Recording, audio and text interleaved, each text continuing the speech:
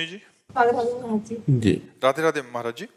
महाराज जी, आप कह रहे हैं कि आप भारतीय महिला क्रिकेट टीम के खिलाड़ी हैं और महाराज जी आपके प्रवचन सुनने से मांस आदि का भी त्याग कर दिया, भक्ति में मन लगने लगा है। महाराज जी मेरा सवाल है कि लगातार पूर्ण समर्पण के साथ भी मेहनत करने पे जब सर्वश्रेष्ठ प्रदर्शन देते हैं फिर परिणाम उसके ठीक नहीं नजर आते तो महाराज जी निराशा सी होती है, तो ऐसा है कि कभी कभी हमारा अभ्यास भी ठीक होता है, हमारा प्रयास भी ठीक होता है, लेकिन हमारे साथी भी तो है ना, उनका भी तो प्रारब्ध जुड़ा हुआ है।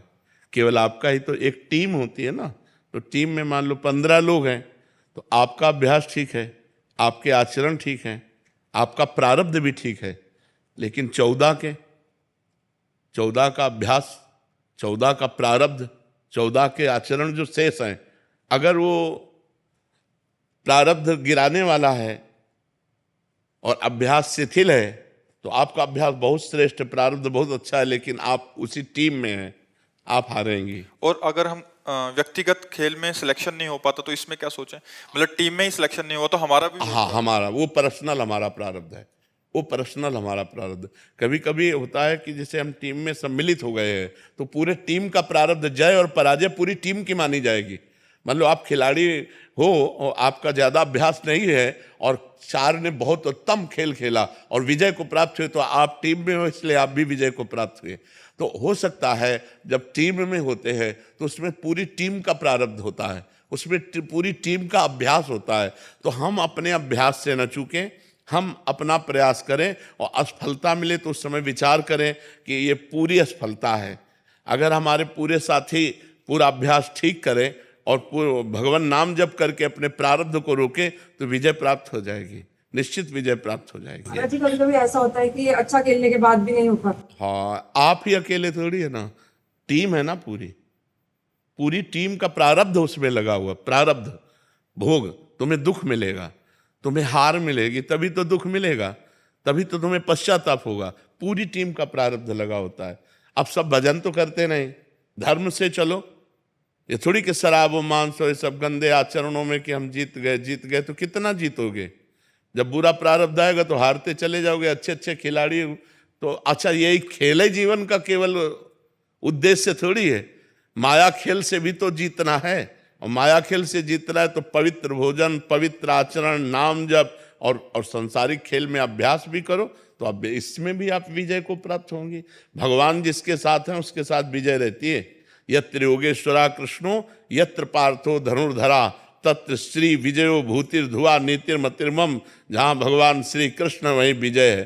तो भगवान का नाम स्मरण करो, पवित्र आचरण करो, अभ्यास ठीक करो। अगर फिर भी फेल हो जाते हो, आप हार जाते हो, तो उसमें संतोष करो कि हमारे साथ पूरी टीम है, हमारी किसी टीम के खिलाड़ी का प्रारब्ध हम सबको भोगना पड़ रहा है। हमारा अभ्यास कम नहीं है, हमारा भजन कम नहीं है, हमारे आचरण ठीक है, तो इसलिए हमको दुखी नहीं होना चाहिए। अनु जी फरीदाबाद से। राधे राधे महाराज जी। महाराज जी कैसे मैं और ज्यादा सहनशील होकर घर गृहस्थी में आने वाली बाधाओं को सह सकती हूँ? नाम जप करो, सत्संग सुनो, सत्संग से बुद्धि पवित्र होगी। विवेक के द्वारा हम हर विपत्ति से बच सकते हैं। विपत्ति रहेगी पर विवेक हमारे अंदर जागृत हो गया है तो हमें बचा लेगा। हमारा अगर अंदर का चिंतन ठीक है तो हर विपत्ति हम सह सकते हैं। तो हमारे द्वारा किए हुए कर्म को हम भोग रहे हैं ना, हम ही ने तो किया है, तो किसी दूसरे ने थोड़ी किया है, तो हमने किया है, हम उसको भोग रहे हैं, तो आनंद पूर्वक भोग रहे हैं। और नाम जब चल रहा है तो हृदय आनंदित है, हृदय में आनंद है तो बाहरी कष्ट हमको परास्त नहीं कर पा रहा। ऐसे ही हमारे गृहस्थी में क्रम चलता रहता है, कभी सुख, कभी दुख, कभी समस्याएं, कभी समाधान, ऐसे बार बार चलता रहता है। ऐसा नहीं कि दुख ही दुख चलता रहता हो या सुख ही सुख चलता रहता हो। तो अगर हमारा विवेक जागृत है और हम नाम जप परायण हैं तो हम दुख के समय बच जाएंगे कि हमारे द्वारा किए हुए कर्म का ही परिणाम आया है। अब उसको सुलझ करके भोग लेते हैं और कोई ऐसी विपत्ति नहीं है जिसका निदान ना हो। और हमको उसको अपने मन में राजी होना पड़ेगा। अगर हम मन में नकारात्मक सोच को ही बढ़ाते चले जाएं तो अच्छी परिस्थिति में भी हम दुखी रहेंगे। अगर हमारी सकारात्मक सोच बन जाए तो बिगड़ी हुई परिस्थिति में भी हम आनंदित रहेंगे, खुशी रहेंगे। तो हर वस्तु हर व्यक्ति, हर संबंध खुशी के लिए ही तो किए जाते हैं। हम कोई वस्तु एकत्रित करते हैं, कोई संबंध करते हैं या कोई भी व्यवहार करते हैं तो अपनी खुशी के लिए तो करते हैं। तो खुशी व्यक्ति वस्तु स्थान में नहीं है, खुशी हमारी सोच में है। एक छोटा सा बच्चा मिट्टी का खिलौना पाके खुश हो जाता है, उसकी सोच है ना उतनी, वो आपको मिले तो आप खुश नहीं होंगे क्योंकि आपकी सोच और कुछ है ना। तो अगर हमारी सोच परमानंद भगवान में है तो कौन सी परिस्थिति हमें दुख दे सकती है? परिस्थिति आती जाती है। भगवान नित्य सच्चिदानंद में, जिन्होंने एक सेकंड में अनंत ब्रह्मांडों को रच दिया, वो मेरे मालिक हैं, तो मेरी परिस्थिति का समाधान वो क्यों नहीं कर सकते हैं? तो हम खुश रहेंगे, हम आनंदित रहेंगे। तो हम हर समस्या का समाधान तभी पा सकते हैं जब हमारा चित्त भगवान से जुड़े। अगर भगवान से नहीं जुड़ेगा तो फिर तो हम आप सबसे प्रार्थना करते हैं कि हमारे जीवन में संघर्ष और समस्याएं बनी रहेंगी।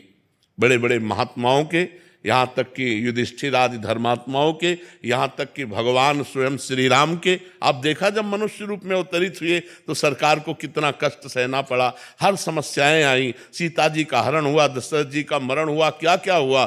तो जीना पड़ेगा, हमको जीना पड़ेगा, इसी जगत में रहना पड़ेगा। लेकिन हमको वो कला सीखनी है जिससे हम दुख को भी सुख में परिणित कर सकें। वो है भगवान का भरोसा, भगवान का आश्रय। अगर भगवान का आश्रय, भगवान का भरोसा है, बिल्कुल सब ठीक हो जाएगा। हमारी विश्वास मान लो, हम अपने विश्वास से कहते हैं कि हमारी हालत ये थी, हम तुमसे सच्ची कहते हैं कि हम पड़े हैं, पानी रखा है, हम उठा के नहीं पी सकते। आज आप देखते हो सैकड़ों साधक हैं, तो ये कौन है? भगवान ही तो है ना। भगवान आकर इतने रूप में, अपने बाप को कोई दुलार नहीं करता, लेकिन ये हमारा दुलार करते हैं। तो हमें लगता है ये मेरे ही ऊपर नहीं, यदि आप भगवान के आश्रित हो जाओ तो भगवान आपके भी हैं। लेकिन भगवान के बिना समस्या का समाधान नहीं है, ये हम आपसे जरूर कहते हैं। भगवान के बिना समस्या का समाधान नहीं है। हर समस्या का समाधान श्री भगवान है। वो अपने आप न जाने कहाँ से कैसे कैसे सब व्यवस्था कर देते हैं। इसलिए हम सबसे कहते हैं कि अपनी समस्या का समाधान केवल भगवान से होगा, किसी इंसान से नहीं होगा। अगर इंसान कोई करेगा तो हमारे बाधा ही पहुंचाएगा, वो स्वार्थ बुद्धि प्रकट कर देगा। लेकिन वो भगवान करेगा, वो निस्वार्थ करता है, वो निस्वार्थ करता है। इसलिए हमें लगता है हमारी समस्याओं का समाधान विवेक और भजन है। अगर हम भजन करें और विवेक से चलें तो संसार पर विजय प्राप्त कर सकते हैं। मेरे को जानना था, गृहस्थ आश्रम में हमें जैसे किसी दिन नेल्स कट नहीं करना, कभी बाल कट नहीं करना। एक दिन आपने सत्संग में वर्णन किया था कि बुधवार और शुक्रवार के दिन ही आपको करना, तो ये क्या पाप में है या फिर? देखो, एक हमारे धार्मिक अनुशासन है। जैसे गुरुवार को हम बाल नहीं कटा सकते, साबुन से वस्त्र नहीं धो सकते, नाखून नहीं कटा सकते, सेव नहीं बना सकते। ये हमारी एक धार्मिक परंपरा है, हमको उसका निर्वाह करना चाहिए। अब जैसे आप करो तो आपकी बुद्धि भ्रष्ट हो जाएगी। जो धार्मिक हमारी परंपरा है, अब जैसे प्रातःकाल जग करके भगवान सूर्य का अभिनंदन वंदन करना, अर्घ आदि देना, माता पिता के चरण छूना, अब ये सब बंद हो गया।